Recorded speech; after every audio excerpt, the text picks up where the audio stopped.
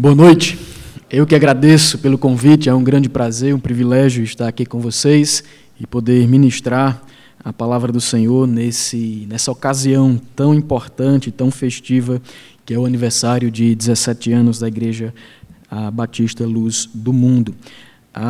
Eu fiquei alegre em saber que o pastor ele prega 50 minutos, porque aí eu posso passar um pouquinho, né? Você não vai estranhar. Então, nós vamos percorrer hoje à noite em um tema muito importante, amanhã também relevante para as nossas vidas. De fato, eu estou aqui com a minha esposa Fernanda, ela deu uma saída. Nós temos 3 filhos, Eliezer, Zenas e Noah. Então, são os 3 garotos que Deus nos abençoou, certo? Então, eles estão aqui, os 3. Temos servido ao Senhor lá na Igreja Batista Regular Ebenezer, aqui em Fortaleza, no bairro Parque Santa Rosa. Então, Deus tem falado aos nossos corações e ministrado aos nossos corações também nesse tempo lá. Ok? Desde já eu quero pedir as suas orações, quis Deus que hoje eu amanhecesse doente, né? Então, eu amanheci com o corpo todo dolorido, permaneço, né? Cabeça, corpo inteiro, barriga não está muito bem também, posso dizer isso aqui abertamente, mas peço as suas orações, hoje à noite, principalmente, para o dia de amanhã, certo?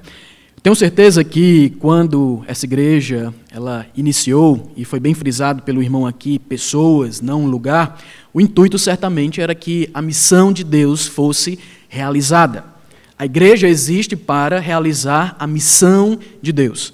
Se a igreja não estiver realizando a sua missão, a missão que Deus deu para ela, ela não está agindo como igreja, não está fazendo a vontade de Deus nessa terra, no tempo, como o pastor Mauro mesmo frisou, temporário que ela tem aqui na terra. Por isso que nós iremos, nesse aniversário, estudar, meditar, refletir sobre essa temática, a igreja e a missão de Deus. E eu poderia fazer uma pergunta inicial, tanto para você como para mim. Por que é que nós tentamos tanto e tantas vezes fugir de Deus? Por que é que nós tentamos tantas vezes fugir daquilo que Deus planejou para nós? E eu estou pensando aqui como igreja do Senhor Jesus. Apesar de lermos o Salmo 139, versos 7 e 8, que diz: "Para onde me ausentarei do teu espírito? Para onde fugirei da tua face? Se subo nos céus, lá estás. Se faço a minha cama no mais profundo abismo, lá estás também." Ou seja, não há possibilidade de fugir de Deus. Mesmo assim, quando nós olhamos para a Escritura, nós podemos perceber que com certa frequência os servos de Deus parecem que estão fugindo da sua missão. Por exemplo, o próprio Adão no jardim. Quando Adão no jardim desobedeceu a Deus, a primeira atitude dele foi esconder-se. Deus vinha na virada do dia, mas ele estava escondido, mas Deus o procurou. Pense em Moisés, quando Deus o chamou para liderar o povo. Desculpas atrás de desculpas foram dadas a Deus. Eu não sei isso, eu não sei aquilo, não posso isso, não posso aquilo. E Deus ainda disse: "Pois eu vou fazer alguém que seja o seu profeta e fale por você, o seu irmão Arão." E aí ele foi. Deus o buscou. Pense comigo em Davi, no cinismo de Davi após o adultério e o assassinato. Davi teve que ser confrontado tempos depois por um profeta, tete a tete, no olho, para que ele voltasse a aparecer para Deus. Ele estava fugindo de Deus. Mas, mais marcante de todos, nós poderíamos pensar em um nome. Talvez você até já saiba. Um profeta do Antigo Testamento, daqueles livros pequenos que às vezes a gente passa despercebido e não entende a profundidade da mensagem que nós podemos colher dali de Deus para nós, inclusive como igreja hoje, e refletir sobre a missão que o Senhor nos conferiu. E eu estou falando, certamente, do profeta Jonas. Por isso que eu queria convidar você a abrir a sua Bíblia nesse livro do Antigo Testamento, e será neste livro que nós iremos meditar tanto hoje como amanhã, tanto na pregação de hoje como nas 3 pregações de amanhã. Então, olhe comigo aí o livro de Jonas, deixa ele aberto, e desde já vamos pedir ao Senhor que nos oriente, nos guie através da sua palavra. Vamos orar. Pai querido, no nome de Jesus, estamos aqui dependentes do Senhor. Nós estamos aqui para ouvir a Tua voz, sermos transformados pela Tua palavra e então agirmos como o Teu povo, como a Tua igreja, exatamente como o Senhor deseja que nós estejamos agindo nesse mundo. Que de fato nós tomemos consciência da nossa missão e estejamos resolutos a obedecer à Tua vontade. Peço Teu auxílio, ó Deus, pelo amor de Jesus. Age em nossos corações, nas nossas mentes. Amém. A narrativa de Jonas, ela pode induzir você e eu, como leitores da palavra, a pensar nela como uma simples fábula, uma história da carochinha, alguma coisa inventada mais ou menos assim, onde há o relato de um grande peixe, de uma cena dramática ali, pegando um homem que está em uma embarcação. Nós podemos até concluir que essa história não é verdadeira de fato. E nós, como leitores mais atentos que somos, nós podemos perceber, olhar o livro como uma obra literária criativa, artisticamente trabalhada pelo autor. É isso que você vai notar, se você não já tiver notado isso nas suas leituras bíblicas. Os seus 4 capítulos, eles relatam basicamente 2 episódios. Nos 4 capítulos nós temos a narrativa de pelo menos 2 grandes episódios. No capítulo 1 e 2, Jonas recebe uma ordem direta de Deus, mas ele não obedece à ordem direta de Deus. Nos capítulos 3 e 4, ele recebe novamente a mesma ordem e dessa vez ele obedece. Vamos perceber se essa obediência de Jonas foi de fato como Deus ele queria. Os 2 relatos, eles estão inclusive dispostos em padrão quase que completamente paralelo. O capítulo 1 fazendo um paralelo com o capítulo 3, e você pode ver isso de maneira bela na Escritura, e o capítulo 2 sendo um paralelo ao capítulo 4. Vários assuntos do capítulo 1 se repetem no capítulo 3, assim como do capítulo 2 se repetem no capítulo 4. A partir dessa narrativa do Antigo Testamento, nós queremos abordar o tema, a igreja e a missão de Deus.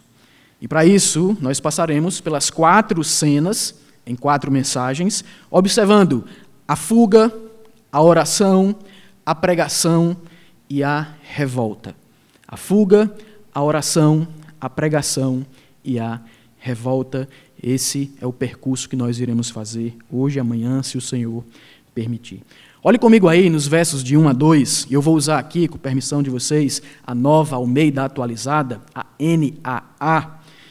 E nós observamos nos versículos 1 e 2 do capítulo 1, que Deus ele convoca Jonas para uma nova missão. Jonas já era um profeta de Deus, nós vamos observar isso, mas Deus entrega uma nova missão para ele. E é exatamente isso que nós observamos aqui nos versículos 1 e 2. Leia comigo. A palavra do Senhor veio a Jonas, filho de Amitai, dizendo: levante-se, vá à grande cidade de Nínive e pregue contra ela, porque a sua maldade subiu até a minha presença. Como de costume, nas apresentações proféticas dentro da Escritura, este livro ele também começa com o anúncio da chegada da palavra de Deus ao seu mensageiro.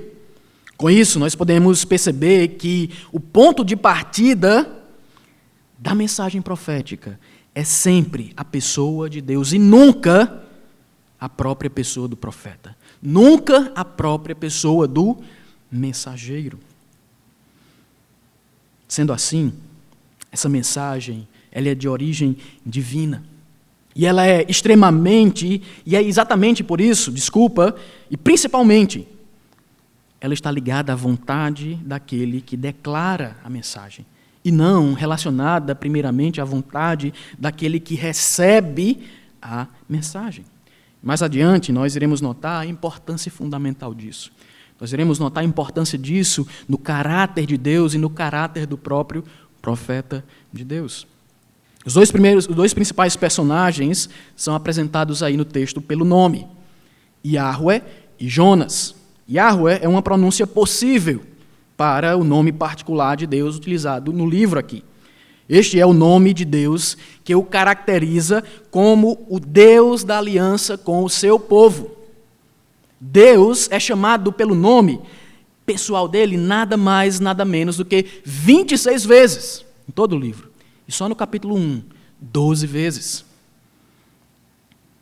Isto já deveria ser para todos os leitores, inclusive para você e para mim, um indicativo muito claro do que Deus queria ensinar tanto para o seu profeta, como para o próprio povo de Israel, mas também para nós hoje.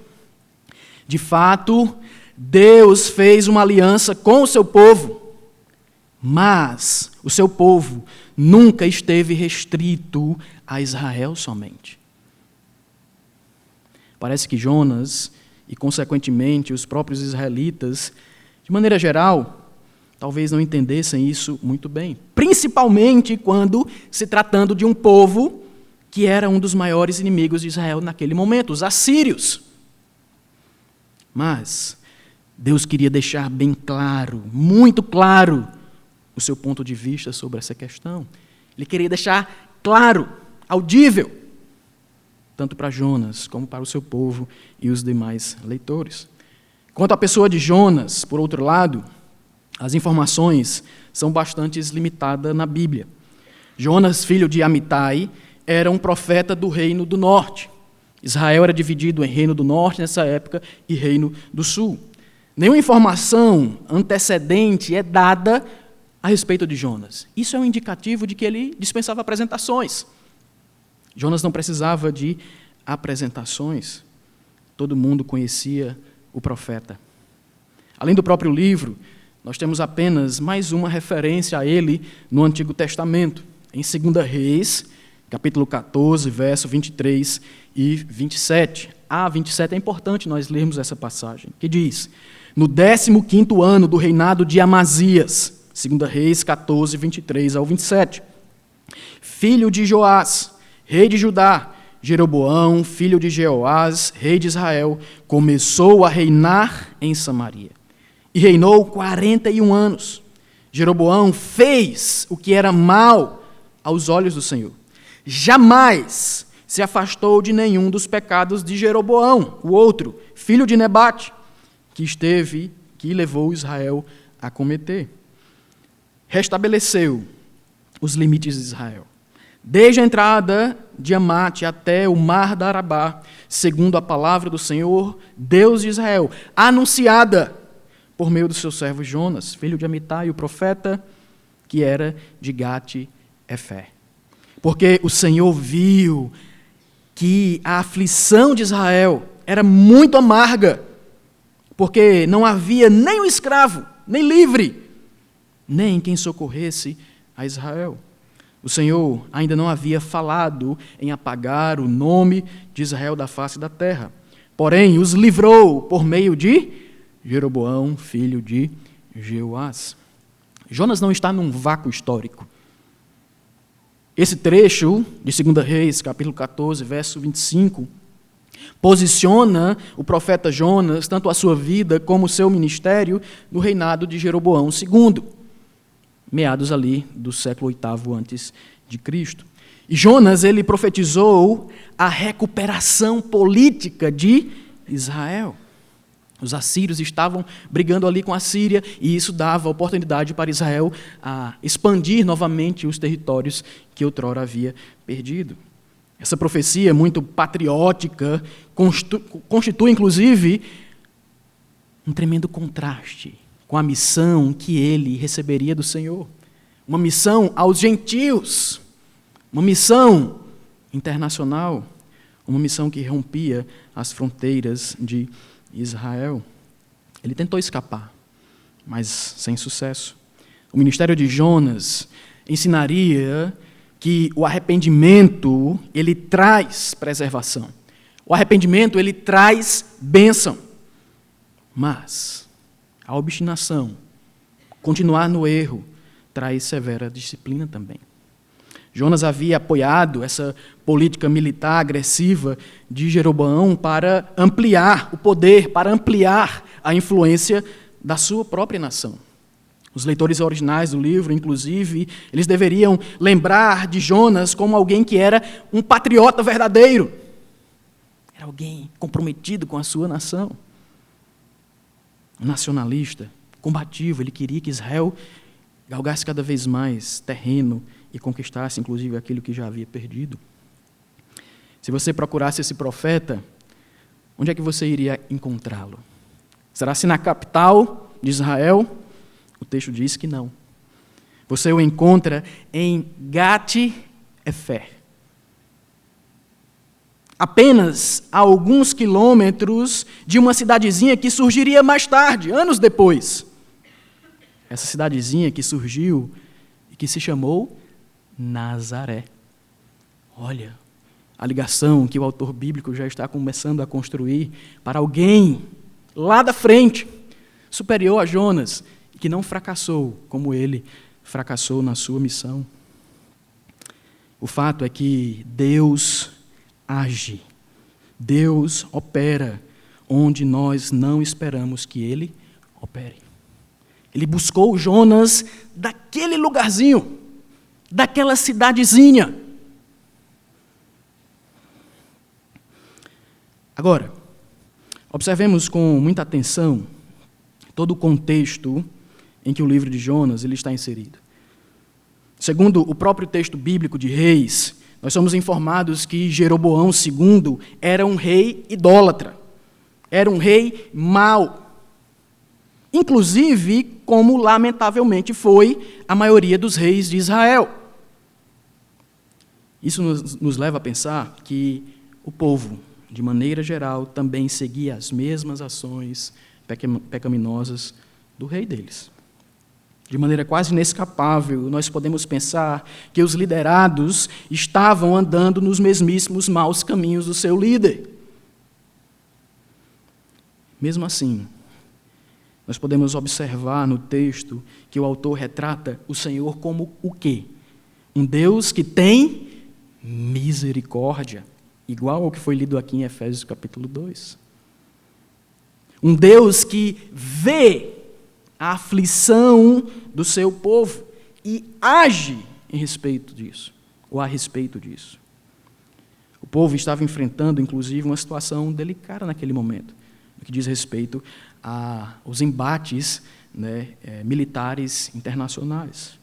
A mensagem de Jonas é uma palavra profética que apresenta um Deus misericordioso, cheio de misericórdia, transbordante de misericórdia, que se compadece do seu povo mesmo diante da desobediência do povo. O povo estava andando em desobediência, mas Deus viu a aflição do seu povo e agiu para com eles. Na verdade, no final das contas, Israel era o alvo da misericórdia de Deus. Israel estava sendo alvo da misericórdia divina. E é exatamente para esse profeta, que tem nos seus lábios uma mensagem facilmente pronunciável a respeito da misericórdia de Deus, isto é, quando ela é dirigida ao seu próprio povo, Israel, é para ele que o Senhor entrega uma nova missão, que vai além dos limites territoriais do seu próprio povo, que extrapola a geografia nacional e se estende para o âmbito internacional. E neste aspecto, nós temos uma missão sem precedentes aqui, dentro do padrão profético da nação organizada de Israel, desde Êxodo capítulo 19. Até então, os profetas haviam sido enviados apenas para o povo de Deus. Embora profetas como Jeremias, Isaías, Amós, eles tenham proferido alguns poucos oráculos, anúncios proféticos dirigidos às nações. Eles foram breves e nenhum deles foi enviado para pregar de fato aquelas nações. A missão de Jonas era algo sem precedente. Com isso, surge pelo menos 2 grandes desafios à missão internacional de Jonas. Um de caráter geográfico e outro de caráter emocional. O desafio geográfico é por conta que seria uma distância bem considerável para Jonas percorrer. Nínive era uma das maiores cidades da Síria. A distância de Nínive para a cidade de Jonas era de mais ou menos 300 quilômetros por terra. Pense aí a distância de Fortaleza para Quixadá, por exemplo. Quase essa distância. Agora lembre, era uma viagem que não dispunha dos transportes que nós temos hoje, da tecnologia que nós temos hoje. Mas era essa distância que Jonas deveria percorrer. Já o desafio emocional é porque os assírios eram conquistadores.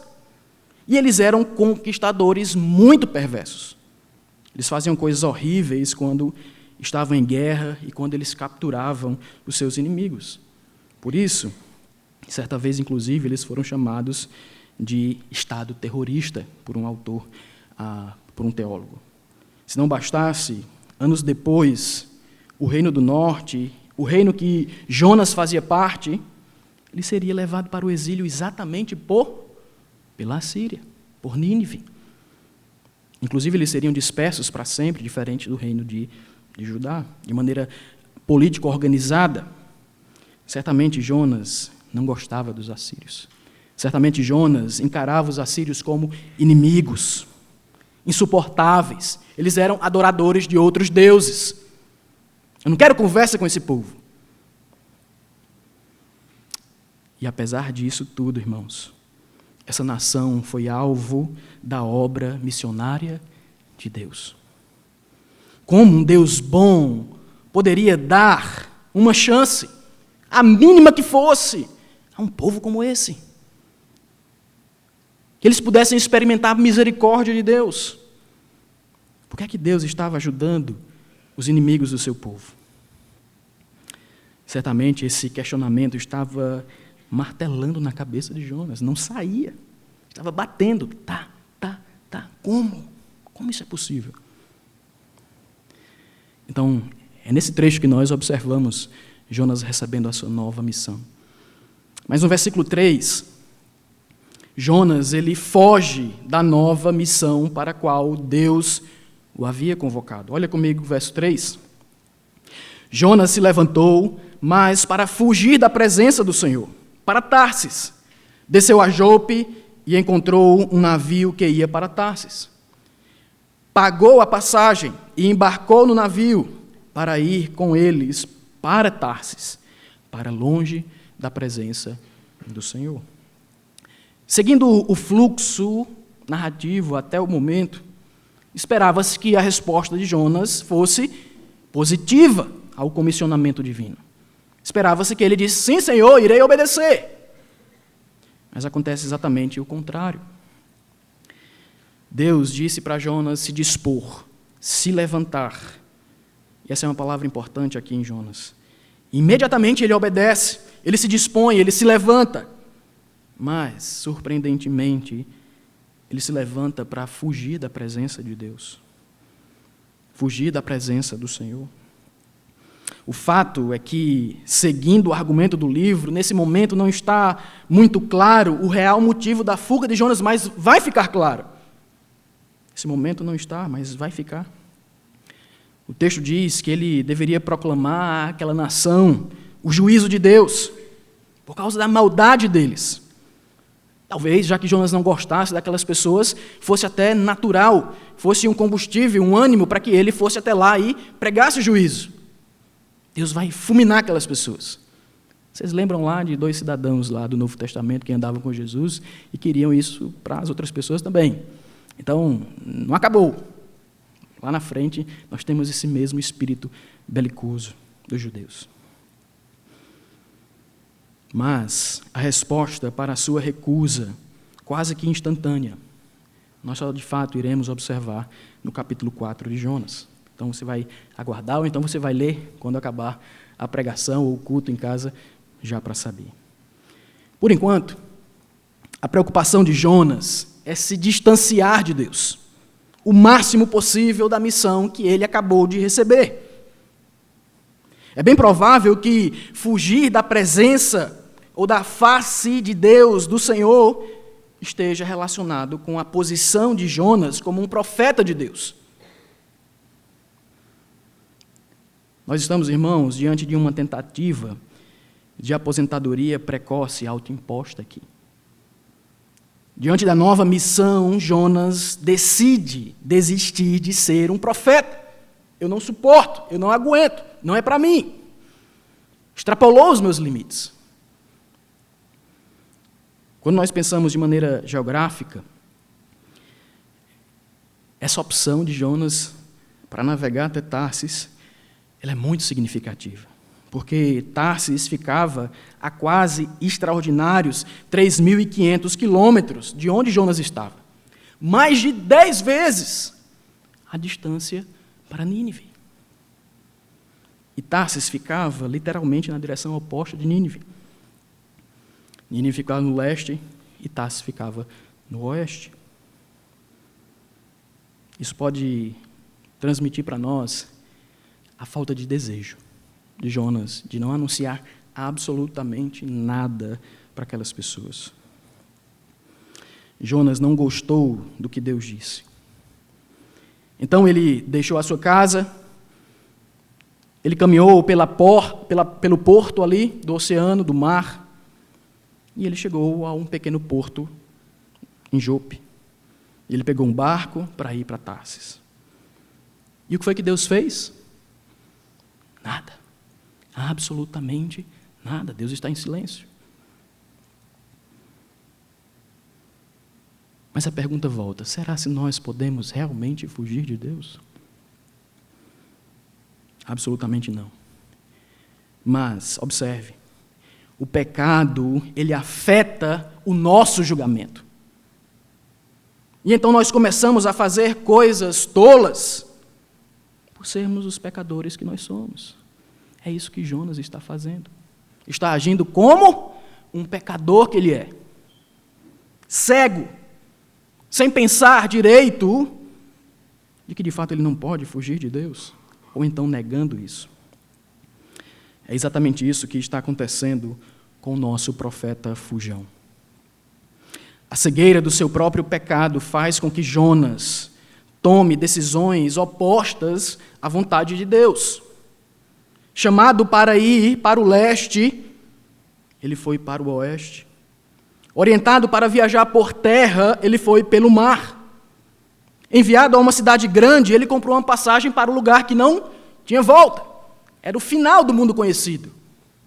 Era na extremidade oposta. Jonas, ele tinha sérios problemas com a missão de Deus. Mas ele tinha um problema muito maior com aquele que tinha dado a missão para ele. Ele duvidou da bondade de Deus. Ele duvidou da sabedoria de Deus. Ele duvidou da justiça de Deus. Então, a pergunta que surge é se Deus sabe o que é melhor ou nós é que sabemos o que é melhor. Inclusive para a realização dos seus planos, da sua missão. E esse é o problema que Jonas enfrenta. Ele não consegue entender o ministério da misericórdia de Deus. Não consegue. A menos que Jonas consiga enxergar o seu próprio pecado, a sua própria necessidade de misericórdia, ver a si mesmo como alguém que vive somente pela misericórdia de Deus. Ele nunca entenderá como Deus pode ser misericordioso para com pessoas más, cruéis, e ainda continuar sendo justo. Porque ele está nesse clube. Apesar de achar que não, ou não tanto. A história de Jonas, com todas as suas reviravoltas, ela nos fala de como Deus conduz esse profeta teimoso para mostrar essas coisas para ele. E é claro, para você e para mim. Jonas foge outra vez. E mais, quer ir para mais longe. Mas, apesar de ele usar as estratégias variadas, Deus sempre está na sua frente. Deus também usa estratégias variadas. E Ele está continuamente estendendo a sua misericórdia, novamente, renovando a pessoa desse profeta, mesmo sem que ele mereça. Então, aqui é a fuga de Jonas da sua nova missão. A partir do versículo 4 a 16, e aqui vai ser bem menos detalhado do que esses 3 primeiros versículos, nós observamos que Deus vai atrás de Jonas para trazê-lo de volta à nova missão que ele o havia convocado. Olha comigo o verso 4. Mas o Senhor lançou sobre o mar um forte vento, e levantou-se uma tempestade tão violenta que parecia que o navio estava a ponto de se despedaçar. Então os marinheiros ficaram com medo e clamavam, cada um ao seu Deus. Lançaram no mar a carga que estava no navio, para que ele ficasse mais leve.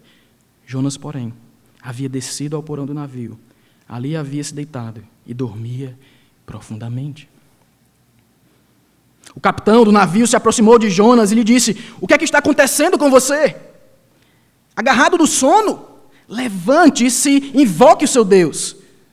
Talvez assim esse Deus se lembre de nós, para que não pereçamos. Os marinheiros diziam uns aos outros: vamos lançar sortes para descobrir quem é o culpado desse mal que caiu sobre nós. Lançaram sortes, e a sorte caiu sobre Jonas. Então lhe disseram: agora nos diga, quem é o culpado por este mal que nos aconteceu? Qual é a sua ocupação? De onde você vem? Qual é a sua terra? E de que povo você é? Preste atenção na resposta de Jonas. Jonas respondeu: eu sou hebreu e temo ao Senhor, o Deus do céu, que fez o mar e a terra. Então os homens ficaram com muito medo e lhe perguntaram: o que é isso que você fez? Pois aqueles homens sabiam que Jonas estava fugindo da presença do Senhor, porque ele lhes havia contado. Então lhe perguntaram: o que devemos fazer com você para que o mar se acalme? Disseram isso porque o mar ia se tornando cada vez mais tempestuoso. Jonas respondeu: peguem-me e me lancem no mar. Então o mar ficará calmo, porque eu sei que por minha causa essa grande tempestade caiu sobre vocês. Em vez disso, os homens remavam, esforçavam-se por alcançar a terra, mas não podiam, porque o mar ia se tornando cada vez mais tempestuoso. Então clamaram ao Senhor e disseram: ah, Senhor, rogamos-te que não nos deixe perecer por causa da vida desse homem, e não faças cair sobre nós este sangue inocente. Porque tu, Senhor, fizeste o que foi do teu agrado. Em seguida, os marinheiros pegaram Jonas e o lançaram no mar, e a fúria do mar se acalmou. Então esses homens temeram muito o Senhor, ofereceram sacrifícios ao Senhor e fizeram votos. Deus vai atrás de Jonas por meio de uma tempestade incomum, sem precedentes também. O verbo aí, lançar, é frequentemente usado, inclusive, para descrever a ação de atirar uma arma, uma lança contra alguém. Você deve lembrar daquele episódio de Saul contra Davi. Ele lançou aquele instrumento. A imagem de Deus lançando uma poderosa tempestade, irmãos, no mar, ao redor do barco de Jonas, ela é uma mensagem vívida. É uma mensagem para mostrar que aquilo era totalmente incomum. Era um vento grande. Inclusive, essa é a mesma palavra para descrever Nínive, uma grande cidade. Então, a maneira súbita como ele surge, como essa tempestade surge, e a sua fúria, inclusive, são aspectos que até mesmo os marinheiros pagãos eles conseguem discernir como algo sobrenatural. É algo divino, dos deuses. Para os marinheiros experientes, acostumados com a fúria dos mares, não havia outra explicação para aquela terrível situação se não fosse o dedo dos deuses. Para o profeta de Deus, a tempestade não deveria ser encarada apenas como uma ação divina despropositada, não. o fator pedagógico da tempestade deveria chamar a atenção de Jonas para a misericórdia de Deus. Mas a realidade mostra que Jonas não conseguia enxergar isso. Não conseguia enxergar isso muito bem. Bem no fundo do terror da tempestade, a misericórdia de Deus estava agindo na vida dele, atraindo-o de volta, para que de fato o seu coração teimoso fosse transformado. Há algo muito irônico nesse diálogo tempestuoso de Jonas com os marinheiros. Ele estava naquela situação terrível e havia colocado outras pessoas que nem mesmo o conheciam na mesma situação. Sabe por conta de quê? Da sua rejeição.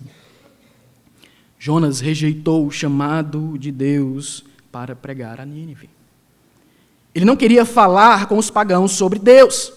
Ele não queria que aquelas pessoas fossem levadas a Deus. E aí Deus usa tudo isso apenas para levar Jonas para diante de outros pagãos. Exatamente iguais. Não faziam parte do povo de Israel. E ele leva aquelas pessoas a crerem em Deus. Isso é obra de Deus. É obra da soberania de Deus. Agora, uma vez que Jonas entra no barco em Jope, navega rumo a Tarsis, e em determinado momento da viagem, a tempestade chega da parte de Deus, o autor bíblico ele começa a apresentar alguns contrastes entre Jonas e os marinheiros. Os marinheiros temem, os marinheiros clamam, os marinheiros fazem sacrifício, os marinheiros creem, mas Jonas dorme. Jonas está indiferente. Jonas é rebelde. Os marinheiros são adoradores. À medida que nós percebemos esses contrastes, nós notamos que em cada passo eles eram superiores a Jonas. Mas na visão dele, era o contrário. Mas na visão de Deus, do autor aqui, não era essa. Além da relação de Jonas com os marinheiros, o escritor, ele trabalha a relação do próprio Deus com a sua criação. O Senhor reina soberanamente sobre toda a sua criação, tanto nos céus, quanto na terra, quanto nos mares. Por isso, ele pode facilmente, num piscar de olhos, lançar uma tempestade violentíssima que jamais havia sido visto por aqueles homens acostumados com as turbulências dos mares. É por isso que o Senhor, ele pode controlar um grande peixe para executar suas ordens, exatamente como ele esperava que o animal fizesse. A razão disso é porque absolutamente tudo está dentro do raio de atuação do poder e da autoridade de Deus. Nada está distante do seu braço que ele não possa estendê-lo e intervir. Por isso os homens devem temer, por isso os homens devem adorar, por isso os homens devem obedecer a esse Deus, ao Senhor. E nesse ambiente, dentro do navio, onde há alguém que conhece e outras que não conhecem o Senhor, funciona uma espécie de miniatura do mundo como um todo, mostrando de maneira ilustrativa o ponto. Qual? O Deus de Israel é adorado por pessoas que, há pouco tempo atrás, não possuíam informações sobre quem ele era. E sabe quem o Senhor usa para isso? Na sua soberania, um profeta teimoso, que estava fugindo, que não havia comprado a ideia, mas Deus estava por trás de tudo. Estava cumprindo seus objetivos para aqueles pagãos naquela embarcação. Daí nós chegamos no desfecho do capítulo 1. Verso 17. Deus preserva Jonas para a nova missão que ele o havia convocado. Graça de Deus, misericórdia de Deus. Olha comigo o verso 17. O Senhor ordenou que um grande peixe engolisse Jonas. E Jonas esteve 3 dias e 3 noites no ventre do peixe. Deus ordenou para Jonas, ele desobedeceu. Ele ordenou para o peixe, e ele obedeceu. Os animais estão em situação superior a Jonas aqui, ao profeta fujão. Talvez fôssemos levados a pensar que o peixe foi uma punição da parte de Deus, por conta da desobediência de Jonas. Mas, na realidade, o grande peixe é uma grande expressão da grandiosa graça de Deus. Assim que Jonas afunda nas águas, o Deus em que ele não confiava o salva de maneira miraculosa.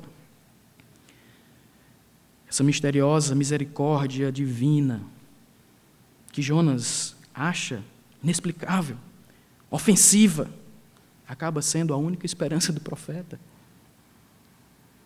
Ele não se afoga. Ele é engolido por um grande peixe. E ali, naquela prisão, dentro do peixe, Jonas, ele alcança as suas primeiras noções sobre o significado da graça de Deus, da misericórdia de Deus. Na escuridão do ventre do peixe, nas mais escuras profundezas do mar, uma luz começou a brilhar no coração do profeta. A situação de Jonas fala muito sobre as nossas próprias situações. Porque é somente quando chegamos no fundo, quando tudo desmorona, quando todos os nossos esquemas, planos, artifícios, nossos recursos, eles estão falidos, exauridos, é que nós finalmente nos abrimos para aprender como depender completamente de Deus. Como se costuma dizer, nós só percebemos que Jesus é tudo o que nós precisamos quando Jesus é tudo o que nós temos. Então não temos mais nada para nos agarrar. É preciso perder a nossa vida para encontrá-la, disse Jesus. Isso nos leva à cena do próximo capítulo. A cena do capítulo 2. Nós iremos, se Deus quiser, começar amanhã. Mas eu tenho algumas lições para nós. Que lições nós podemos tirar desse texto, dessa narrativa espetacular do capítulo 1 da Palavra de Deus? Eu trouxe algumas lições para a nossa reflexão. E se eu sei que você está atento, peço que você continue atento para essa parte tão importante das aplicações.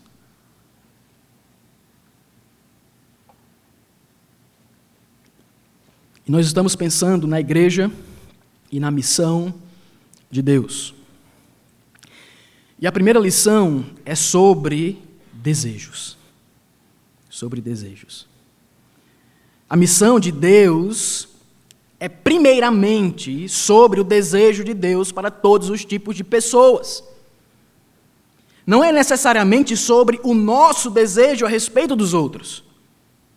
Apesar deste ser o ideal para os nossos próprios desejos. Ou seja, que o meu desejo se assemelhe ao desejo de Deus. O desejo de Deus era expressar a sua misericórdia para um povo cruel, como os assírios. Mas o desejo de Jonas era que essa misericórdia ficasse restrita ao seu próprio povo. O quanto dos nossos desejos estão se assemelhando aos desejos de Deus, inclusive no que diz respeito à sua missão?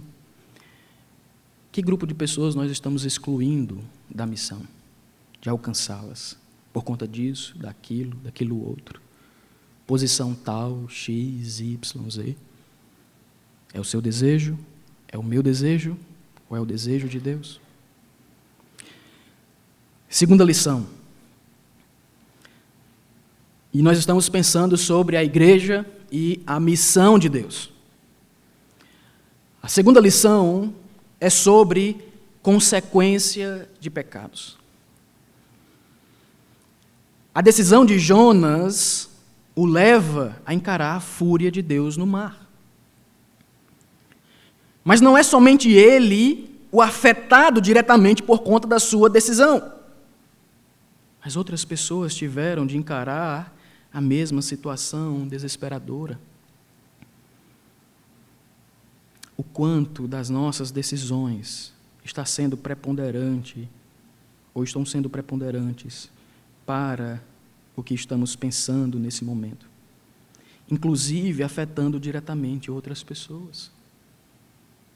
Pessoas da nossa família, pessoas da nossa empresa, pessoas do nosso bairro. As minhas decisões de rebelião, de revolta, de pecado, elas não vão afetar somente a mim, elas vão afetar outras pessoas também. Nós colocaremos outras pessoas nesse mesmo barco. Jonas estava no mesmo barco dos marinheiros, os marinheiros não sabiam de nada de Yahweh, mas eles estavam lá. Nós precisamos prestar muita atenção nas nossas decisões. Inclusive, se as nossas decisões pecaminosas estão atrapalhando o avanço do Evangelho, a expansão do reino, e afetando outras pessoas que estão próximas a nós. Terceira lição. A terceira lição é sobre a vontade soberana de Deus. Lembra, nós estamos falando da igreja e da missão de Deus. E a terceira lição está ligada sobre a vontade soberana de Deus. Não há artifício humano que seja capaz de contornar a concretização da vontade de Deus. E Ele utilizará tudo à sua disposição para realizar o seu querer. Os ventos, os mares, marinheiros desconhecidos, uma embarcação fugindo para o fim do mundo, até mesmo um grande animal marinho. Mas Ele vai concretizar os seus planos. Ele vai realizar o seu querer. A pergunta é o quanto nós tentaremos adiar isso. Vai ser concretizado. Talvez você e eu não participemos do privilégio por conta das nossas decisões, mas vai ser concretizado. Quão bom seria que nós estivéssemos dispostos a estarmos afinados com a vontade de Deus, direcionados para o mesmo lugar que a vontade de Deus está apontando. Nós podemos tentar adiar. Jonas estava tentando adiar isso. E ele escolheu logo o local mais distante que ele poderia ir. A princípio, Deus não falou nada. Ficou calado. Mas Deus agiu. Deus agiu e Deus, nós veremos, trouxe o profeta para fazer aquilo que ele de fato deveria fazer. Estão comigo? Quarta lição. Lembra, nós estamos falando sobre a igreja e a missão de Deus. E a quarta lição é sobre escolhas. Jonas nos mostra a trajetória de alguém que estava vivendo em rebeldia contra Deus. E você deve ter notado que o narrador, ele utiliza a palavra desceu, e diz que Jonas desceu a Jope, diz que Jonas desceu a embarcação, ao fundo da embarcação. Mas Jonas também desceu para o ventre e para o fundo do mar. Da terra firme ao porão do navio, do porão ao ventre do peixe, e do ventre ao fundo do mar. Quanto mais Jonas foge, mais ele está em uma escalada descendente. Mais ele se afunda. Assim é a nossa vida quando nós nos rebelamos do Senhor. Em que direção as minhas escolhas estão me levando? Para qual final as minhas escolhas estão me levando? Saiba de uma coisa, distante da vontade de Deus, essa decisão só nos leva para cada vez mais baixo. A não ser que Deus, na sua misericórdia e graça, nos reerga novamente. Jonas está fugindo da face do Senhor. Mas nós, de maneira contrária, precisamos nos aproximar da face do Senhor. Precisamos encontrar Deus na sua palavra. Precisamos encontrar Deus através da oração. Precisamos encontrar Deus através do seu povo, do relacionamento com o seu povo. E quanto mais você e eu nos aproximamos disso, certamente nós seremos transformados à imagem de Jesus, como Paulo falou em Romanos capítulo 8. Essa é a ideia, esse é o propósito do nosso chamado. A quinta e última lição. Lembra, nós estamos falando sobre o quê?